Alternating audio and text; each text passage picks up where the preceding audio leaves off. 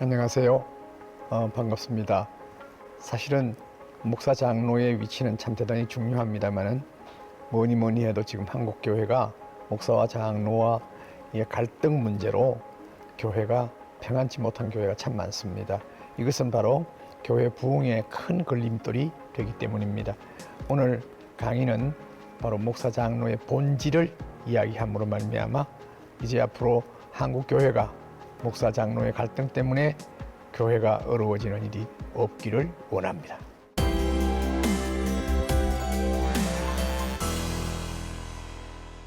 제가 안식년 때에 미국을 가면서 그때 장로님 6분이 계셨습니다. 나이 많은 분이었습니다. 그분들에게 교구를 맡겼습니다. 교구를 맡길 때에 갔다 오고 1년 만에 교회가 한 200명이 성장했습니다. 그걸 보면서 야, 장로님들이 교구를 돌보는 것이 대단히 효과적이구나 하는 것을 알게 되었습니다. 절대로 목양하는 장로님들이 말썽 일으키는 일은 없었습니다. 목양사역 시작할 때 조심스러웠습니다. 그러나 성경적인 본질이기 때문에 확신은 있었습니다. 그 결과 기쁨과 행복이 있었고 존경받는 행복한 장로님, 신뢰와 존경과 표상이 될 때에 교회는 소망이 있습니다. 그 교구의 세 가족이면 장로가 만납니다. 성도들이 그렇게 좋아할 수가 없습니다.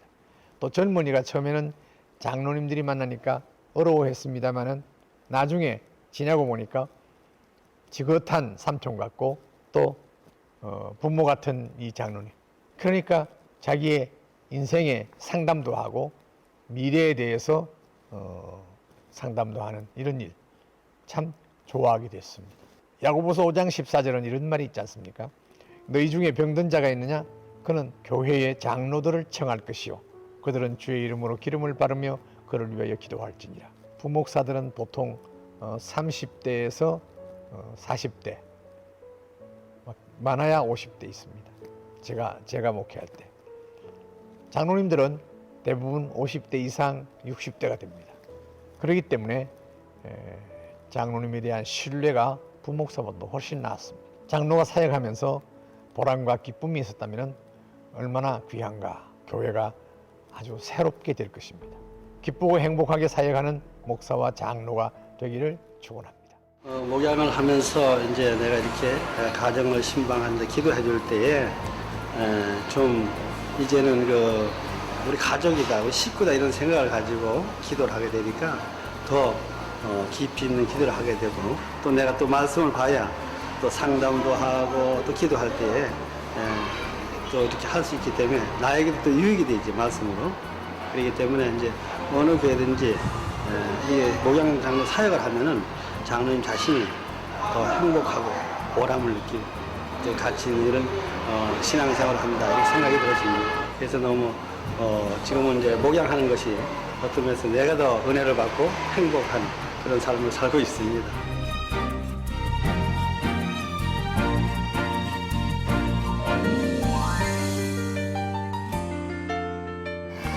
네, 오늘 하나님을 섬기지 않는 가정에 와서 정말 미신을 섬기고 이런 과정에서 목양 장로로서 전도 폭발을 하면서 계속 우리 연결했다는 건 너무나 참 보람되게 생각을 합니다.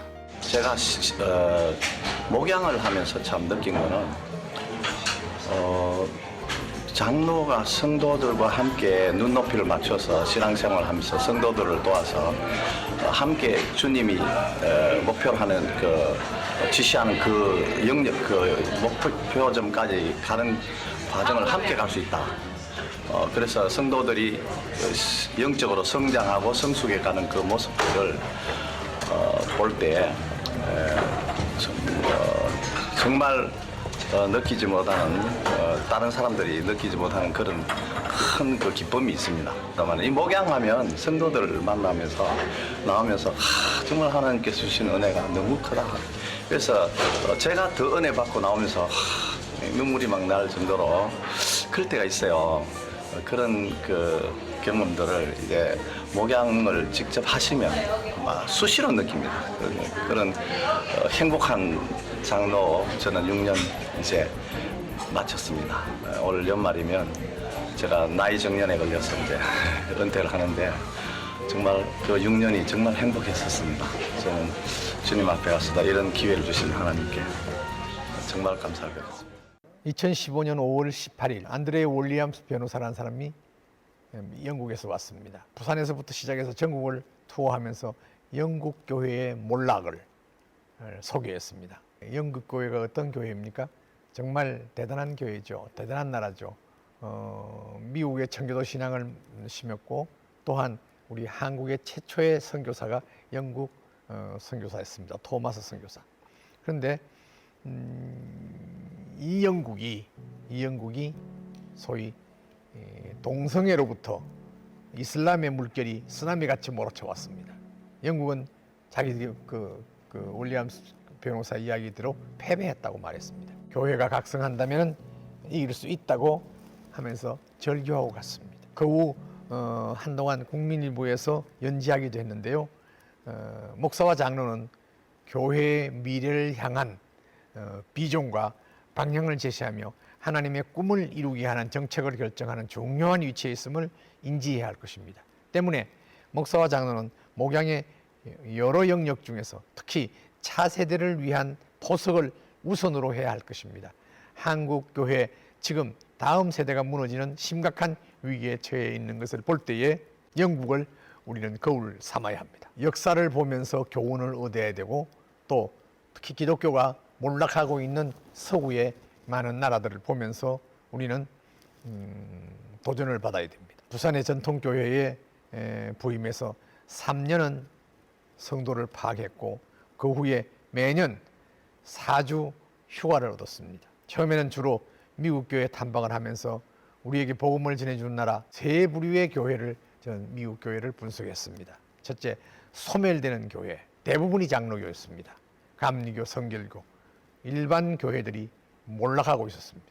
단 플로리다 주의 코넬리티 장로교회, 제임스 케네디 목사님이 목회하는 그 교회는 예외였습니다. 그 교회가 전도 폭발을 세계에 다 전파했지 않습니까? 그분이 세상을 떠나고 후임자가 이 전폭 문제도 사역 개성을 하지 못했습니다. 그래서 전통 교회들이 완전히 몰락하는 것을 보게 됐습니다. 또 왕성한 데 신학적 문제가 있는 교회가 있습니다. 빛나드 교회입니다. 복음주의 계열이면서 놀랍게 성장하는 교회, 침례교, 순복음교, 독립교회, 목사와 장로를 통해서 미래의 밝은 교회가 만들어지느냐 못 만들어지느냐 갈림길이라고 봅니다.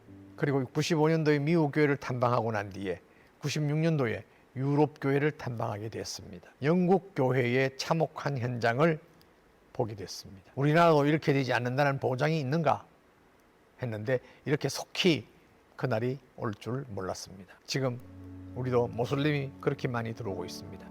뿐만 아니라 이단이 설치고 있습니다. 토마스 선교사, 우리나라 최초로 파송받은 토마스 선교사의 그 본교회, 파송교회, 하노버 교회가 27년 전 제가 그때 봤을 때 10명도 되지 않고 폐허가 된 상태였습니다. 더욱 충격은 이교도 신전이 된 선교회 아버지 윌리엄 캐리 기념교회는 아주 이교도들이 교단이 되고 말았습니다. 뿐만 아니라 로이드 존슨 목사님이라고 얼마나 유명합니까? 그 목사님이 목회했던 런던의 웨스트민스터 교회는 참 교회당이 잘 지었습니다. 그들의 1650석이라면 우리나라 한 3000석 됩니다. 그런 스페이스를 넓게 잡기 때문에 400명이 안 되는 사람들이 예배를 드리는데 젊은이를 찾아볼 수가 없었습니다. 뿐만 아니라 그 유명한 존 스타튼 목사님이 심무하던 교회 올소 처치 마찬가지입니다. 그렇게 참담할 수가 없었습니다.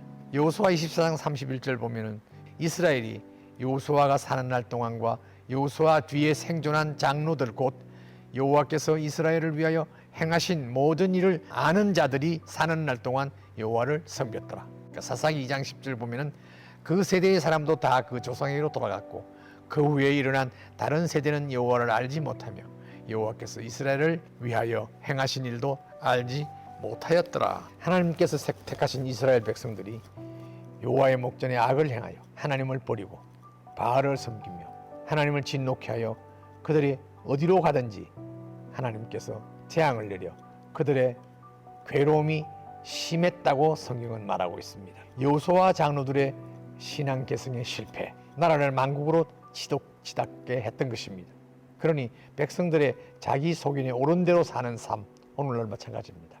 그 시대와 지금을 비교할 때 영국과 유럽 교회는 마치 사사시대를 방불케 하는 것이었는데 우리나라가 그렇게 되지 않는다고 누가 장담할 수 있겠습니까? 신명기 8장 11절로 14절을 보면은 내가 오늘날 내게 행하는 여호와의 명령과 법도와 규례를 지키지 아니하고 내 하나님 여호와를 잊어버리지 않도록 삼갈지어다. 내가 먹어서 배불리고 아름다운 집을 짓고 거주하게 되며 또 내 소유와 소와 양이 번성하여 내 은금이 정식되며 내 소유가 다 풍부하게 될 때에 내 마음이 교만하여 내 하나님 여호와를 잊어버릴까 염려하노라. 지금 오늘날도 일어나고 있습니다.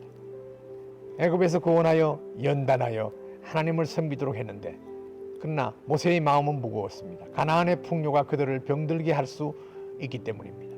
현대 한국교회는 어떻습니까? 목사 장로가 편한 교회를 원합니다. 내 기분에 맞는 교회를 고집하는 경향이 많습니다. 젊은이 미래에 대한 안목이 없습니다. 교회가 제자리 자리를 잡으려고 한다면 복음이 강해야 되고 이것이 소그룹화돼야 되고 그 교회가 지역 사회에 영향을 끼쳐야 되고 성령의 사역이 강해야 되고 문화 사역도 거기에서 꽃을 피워야 되는 것입니다.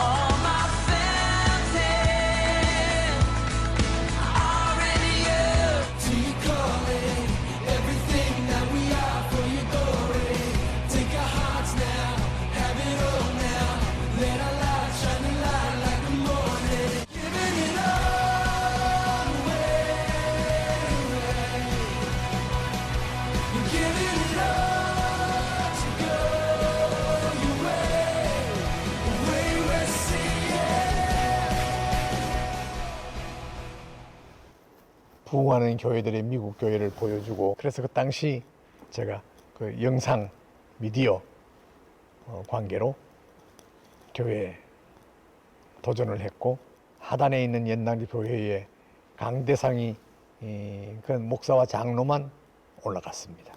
그런 교회 강대상을 바꾸자고 그렇게 할 때에 8년 걸렸습니다. 왜 그렇게 안 됐느냐? 그 강대상을 헌신한 사람이 그 어머니가 그 아들이 장로고 또 그걸 구조를 바꾼다는 것은 쉬운 일이 아니었습니다. 비전을 제시하고 그때 장로님들이 그 영상을 보면서 이것은 어디까지나 서양 문화다. 미국이고 호주고 다 서양 문화다. 그래서 제가 꼭 그렇지 않습니다. 지금 이 시대를 우리가 무시해서는 안 됩니다. 하고는 싱가포르를 장로님들 몇 분과 팀을 데리고 갔었습니다. 거기에서 뉴 크레이스트 선교회 또 시티 하베스트 교회 이 교회들을 보여주고 그래서 강대상을 바꾸었습니다. 그래서 왜냐하면 싱가포르는 사실은 중국인들이 따잡고 있습니다. 그러니까 동양이죠. 동양 문화도 이렇게 한다는 것을 보여주기 위해서 그렇게 했던 것입니다. 그러니까 벤치마킹 한다는 게 참 중요해요. 그래서 장로의 생각이 바뀌면서 비전 센터를 짓게 된 것입니다. 싱가포르에 제가 가서 굉장히 도전을 받은 것은 몇만 명이 모이는데 평균 나이가 24살입니다. 세상 눈으로 본다면 광란을 부리면서 예배를 드리는 것 같이 보입니다. 그러나 그들은 헌신자들이었습니다. 헌신이 없이 그렇게 한다면은 저것은 허상이라고 볼 수 있습니다만 헌신이 있습니다. 그 당시 그 교회를 질 때에 350억, 그 당시 350억 정도 되는 것을 그 평균 나이가 24살밖에 되지 않는 그런 젊은이들이 론을 얻어가지고 그 교회당을 짓고 3년 만에 다 갚았습니다. 그런 걸 볼 때에 대단한 것입니다. 1세기 때에 바울의 전도 전략을 보면은 원리는 변할 수 없습니다. 그러나 적용은 가변성을 가지고 시대적 사명으로 접근하면 바울에게 우리가 볼 수가 있습니다. 고린도전서 9장 19절로 23절 보면은 내가 모든 사람에게서 자유로우나 스스로 모든 사람에게 종이 된 것은 더 많은 사람을 얻고자 함이라. 유대인들에게는 내가 유대인과 같이 된 것은 유대인들을 얻고자 하며 율법 아래에 있는 자들에게는 내가 율법 아래에 있지 아니하나 율법 아래에 있는 자가 같이 된 것은 율법 아래에 있는 자들을 얻고자 하며 율법 없는 자에게는 내가 하나님께는 율법 없는 자가 아니요 도리어 그리스도의 율법 아래에 있는 자이나 율법 없는 자와 같이 된 것은 율법 없는 자들을 얻고자 하며 약한 자에게는 내가 약한 자가 같이 된 것은 약한 자들을 얻고자 하며 내가 여러 사람에게 여러 모습이 된 것은 아무쪼록 몇 사람이라도 구원하고자 함이니 내가 복음을 위하여 모든 것을 행함은 복음에 참여하고자 함이라. 진리는 불변하지만 그러나 전달하기 위해서는 포장지를 바꿀 수 있다고 하는 것입니다. 이런 시대적 사명을 가진 교회가 취해야 할 자세는 우리는 지금 다른 세대를 위해 무엇을 하고 있는가? 다음 세대를 위해 무엇을 하고 있는가? 다음 세대를 책임지기 위해서. 전도 문제뿐만 아닙니다. 왜 장로교가 소멸되고 있는가? 전통을 중요시해서 시대의 사명에 감당하는 시대적 사명에 감당하는 뜻이 약하기 때문입니다. 우리 한국 삼국 통일의 역사도 보면은 삼국시대에 고구려 백자 신라가 있었습니다. 신라가 가장 나중 건설된 건국된 나라였고 가장 힘이 약한 나라였습니다. 그런데 삼국을 통일한 나라는 신라였습니다. 가장 약하였던 신라가 통일대업을 이룰 수 있었던 비결이 뭐였는가 하면 청소년의 교육과 훈련이 그 비결이었던 것입니다. 신라는 화랑도라는 청소년 교육 훈련 기관을 만들어 10대 나이에 청소년들에게 비전을 심어주고 사명감을 길러줬습니다.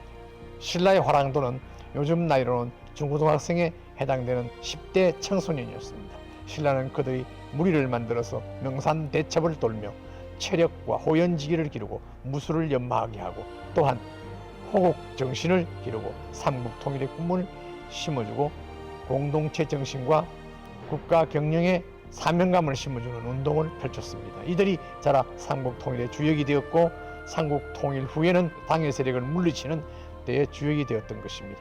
한 가정이나 한 나라 장래는 그 가정과 나라의 중요 청소년들의 모습에서 달려 있습니다.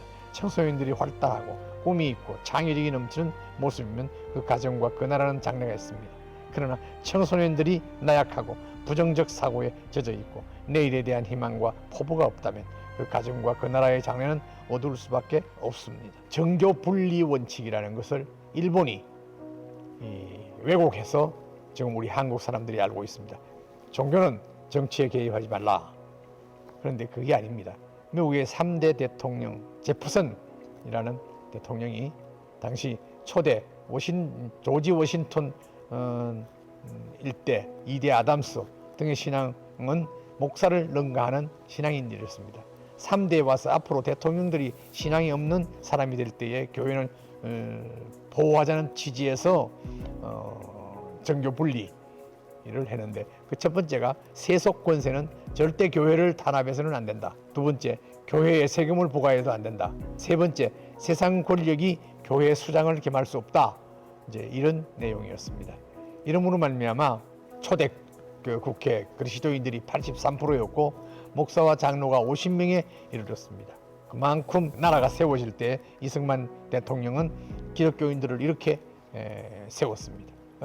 지금 이 나라가 어떻게 하고 있습니까? 동성애 자들이 1% 정도에 지나지 않습니다. 숫자로는 10만에서 15만 정도의 동성애 자들의 인권을 위한다고 99%의 국민의 인권을 무시하는 나라가 되었습니다. 특히 남성 동성애자들을 통해 에이즈가 확산되고 있다는 통계가 세계적으로 확인되고 있는데 이것은 국민들에게 알려주지 않습니다. 국가질병관리본부에서 에이즈 관련 통계를 발표하지 않습니다. 왜요? 국가인권위원회에서 성소수자 동성애에서 인권을 보호한다는 차원에서 못하게 하고 있다고 합니다. 언론도 보도 준칙을 만들어 보도를 못하게 하고 있다는 것입니다. 수많은 청소년들이 에이즈에 걸려 있고 군대 내에서도 동성애를 허용하려 하고 있는 나라 대한민국입니다. 이것은 절대로 용납해서는 안 되는 것입니다. 장로님들에게 부탁합니다. 담임 목사에게 투자하십시오. 1년에 한 달은 휴가를 주십시오. 그래서 외국에 있는 건강한 교회를 탐방하도록 하고 몰락하는 것도 봐야 됩니다. 앞으로 하나님께서 여러분들을 통해서 크게 역사하는 그런 지역이 변하고 시대가 변하고 청소년들이 변하는 역사가 나타나기를 바랍니다. 감사합니다.